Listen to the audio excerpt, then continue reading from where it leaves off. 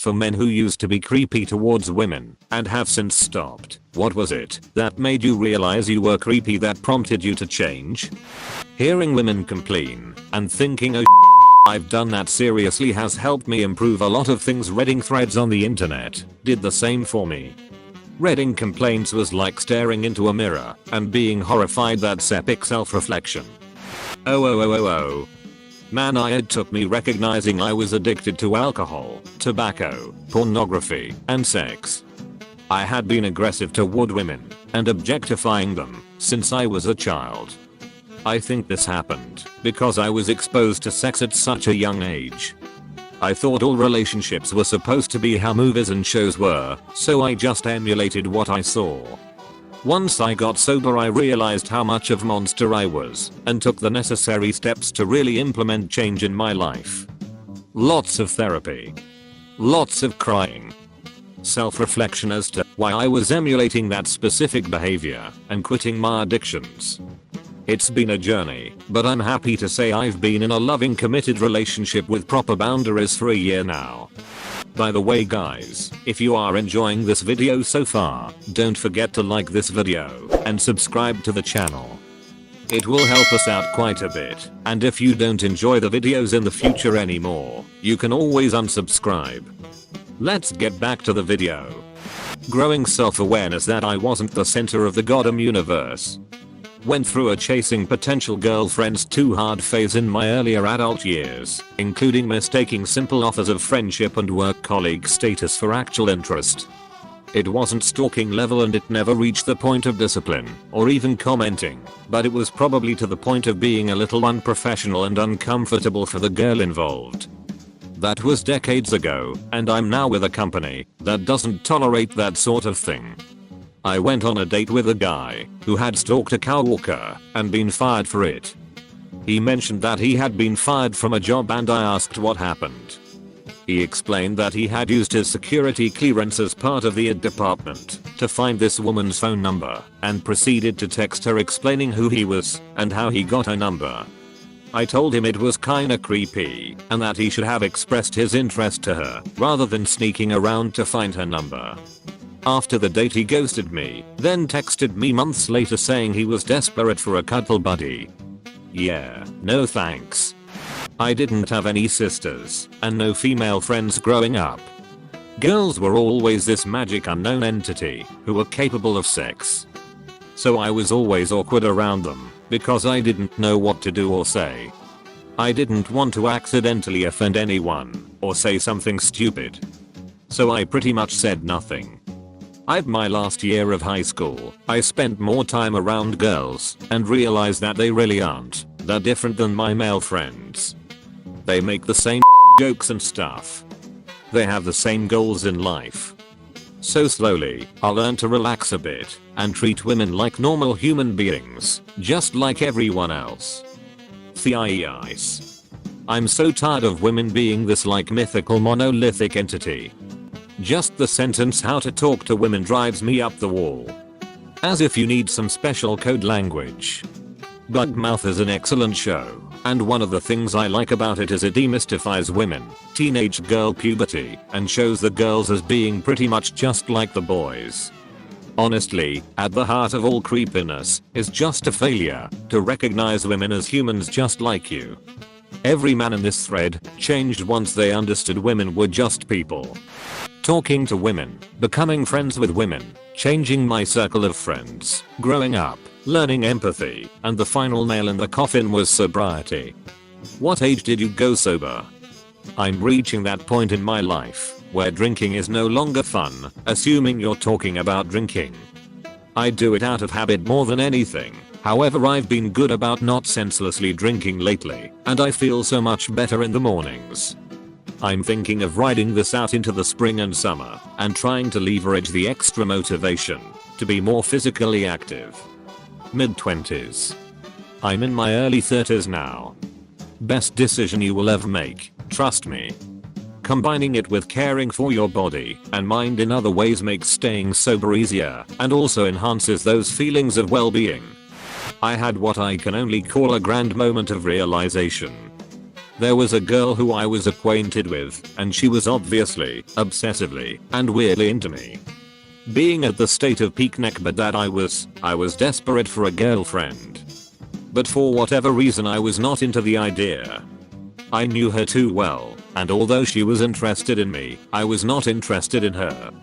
I spent a long time thinking about whether I should start seeing this girl I wasn't attracted to. Then it clicked for me. Sometimes people just aren't into you.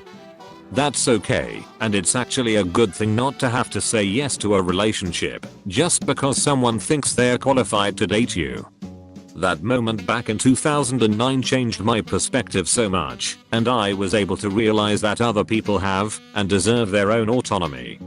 I offered my ex-creepy friend this jolly thought: how'd you like if you have a 6 feet built like a truck gay guy coming onto you for even 10 minutes non-stop, much less a night, and refusing to believe you can't be persuaded to try his magical conversion out.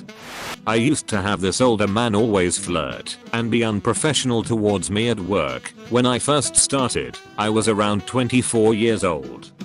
After I had enough of his weird comments and flirting, I told him that he has a daughter the same age as me, which was true, because he'd talk about his family at times, and that how would he like it if some older man was talking to his daughter like that and making sexual comments to her.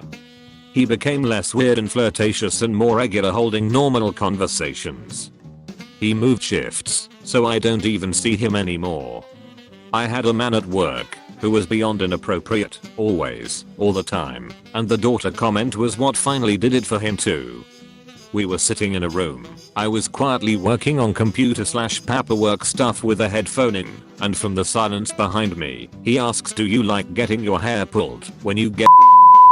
I spun around in my chair and said, "Can you even imagine someone talking to your daughter like that? Like how?"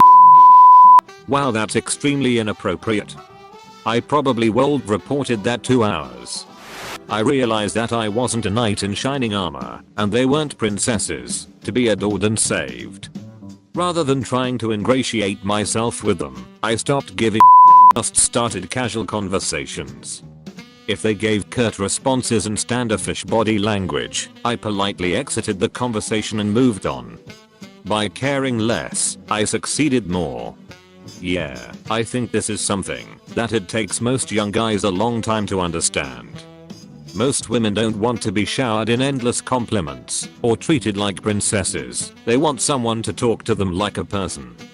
So many guys will begin conversations with just a series of random compliments that feel super over the top and disingenuous, like, "You just met me, ick now?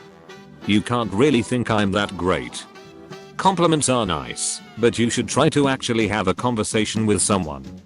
When I was in my late teens and early 20s, I was constantly chasing girls, as the expression goes. Nobody ever seemed to take offense to it. That kind of behavior seemed expected. Plus, I always seemed to be able to find someone who was interested in hooking up. Then I got married, so obviously I stopped.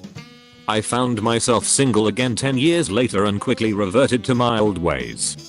It wasn't long before I realized that things that I could get away with at 21 no longer worked at 32. In fact, based on the reactions of a couple of women, I realized I was being creepy. Of course, the women I was perusing were also older too. I realized I had to take a more mature approach. Things went much better after that, but I still cringe to think of some of my early attempts to get back in the game.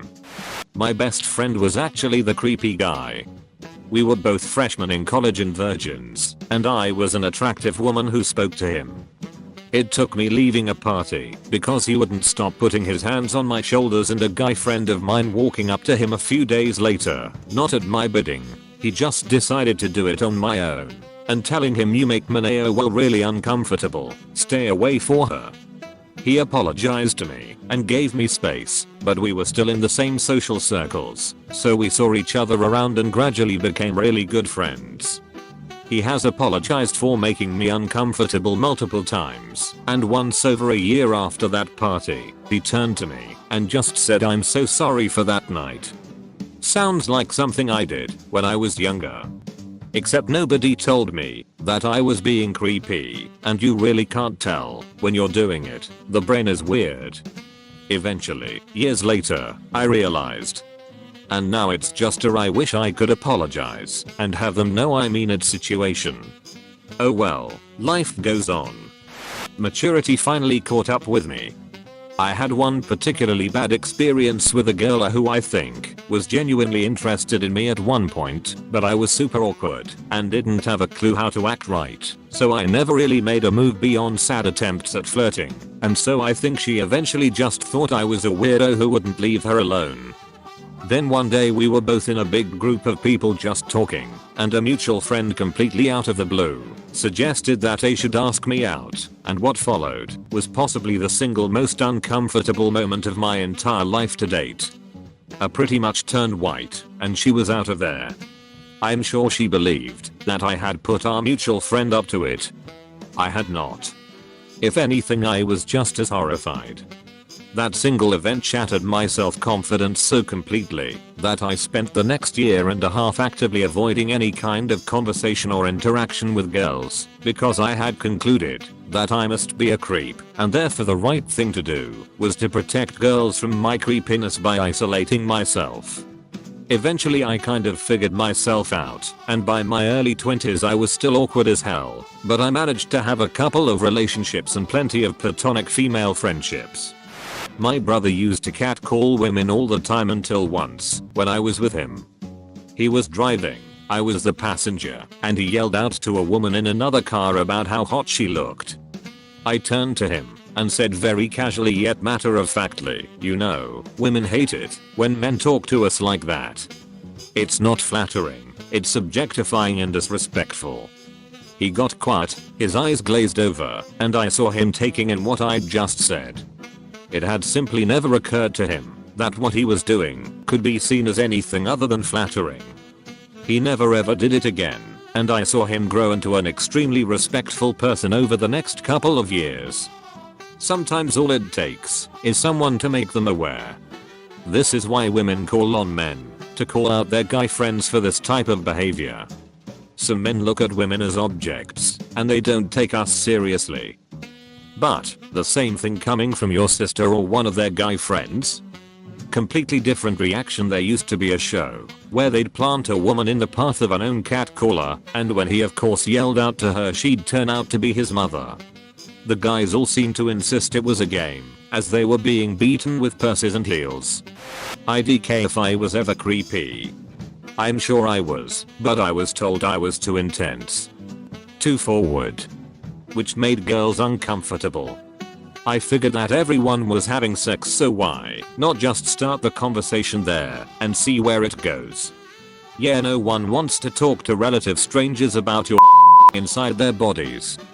When someone you think about constantly looks at you with disgust, it's pretty painful.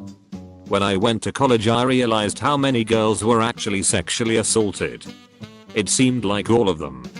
Seriously, every single girl had a story about being accosted, or groped, or held down. When I was saying sexual things I think they thought I was the kind of guy to do that. The disgust turned to fear in the Honestly, I think it's for the better. Talking about sex with a female stranger can be a can of worms that I had no idea was even happening. Coming from a place of privilege, to try and get some sex is cringy AF. Sex isn't the answer to your problems. And women aren't objects to help make you happy. Basically, just have a modicum of respect for the human being in front of you. Yeah, I feel like guys who are don't realize just how incredibly common is for women. I genuinely don't know a single woman, on a personal level, who hasn't experienced it. I was what I would describe as an insolent training. I basically ticked all the boxes, except I had no idea that something like this was even a thing, and I was still kinda reserved about it. I'm glad I changed before I found those echo chamber forums. I don't even wanna think what I would have become if I had all my views being reinforced. I'm really into psychedelics, although I tend to stick with weed now. LSD was a big part of my later high school years. One day I dropped acid with the boys like I usually did. We got to talking about relationships and that's when the bad trip started. Once I realized that the trip was gonna be bad, I excused myself to a storage room in my house that we basically just put a bunch of Unluckily for me, what I didn't realize was that in this room was also a large mirror, so big that I could see myself entirely. Now if you know anything about LSD, you know what happens when you look in a mirror, especially during a bad trip. I basically went on a spirit journey where I could see what I was becoming, and it scared the absolute of me. That's it. I did LSD, took a good look at myself, and was so extremely terrified of what I saw that I basically had no choice but to change. I never understood the mirror thing. As far as I know, it never changed the course of the trip. I remember looking and thinking, it's just a mirror, nothing cool, just everything wiggling like it usually does for me. A girl told me she wasn't interested because I did something creepy, and she felt uncomfortable about it. I had no idea it was a creep move at the time. I'd never had that feedback, and I'm very happy she provided it when she could have just ghosted and moved on. I had problems understanding social situations and reading cues. I was influenced by 80s and 90s movies as my main educator in the ways of talking to women. My parents were available, but my anxiety prevented me from asking, and they failed to insist. So I wasn't born with the ability to read social situations well. I was provided with no map beyond coke-fueled Hollywood, and my mindset was one of competition to win the woman prize, rather than simply being with this person and getting to know them as a person. Edit, for those asking, Facebook stalking.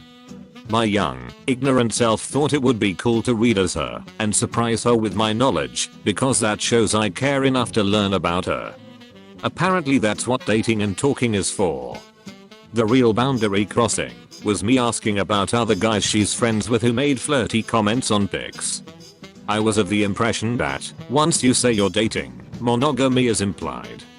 To defend my ignorance, not my actions, this was 20 years ago when Facebook first released to a few colleges. There was no term Facebook stalking. I made my adjustments and I've been in a happy relationship for 7 years. All boundaries still intact. The core question here is not only that they see you as creepy, but do you yourself see yourself as creepy? If you do so, and want to change, this is where the change begins. This is actually the easier part, because you just see your mistakes, your interests, the things you say and talk about, and see what people these days like, and voila, a decent cool guy is born. I feel this is the most challenging part. Most of the time, when I explain some behavior is not okay, the guy doesn't understand and becomes defensive. Like, in what world is it appropriate to, when I don't answer my front door, walk around behind my house to try to find me by looking through the windows? I understand most struggle with the line between acceptable compliments and creepy/harassment. That's where I give the advice to keep the compliments off the person's physical appearance and on something like nice style. Ask yourself the question, could what I'm about to do/say make some feel unsafe? Making comments about wanting to find someone passed out is going to make them feel unsafe, unless it's an agreed upon kink. Girl I had a crush on freshman year of college made a not so subtle FB status that said me gusta creeper, leave me alone, or something like that. When I read that, something clicked in my head. If my behavior with this woman makes her think I'm creepy, and it's similar to my behavior in the past, then it's likely that the women in my past have also thought I was creepy.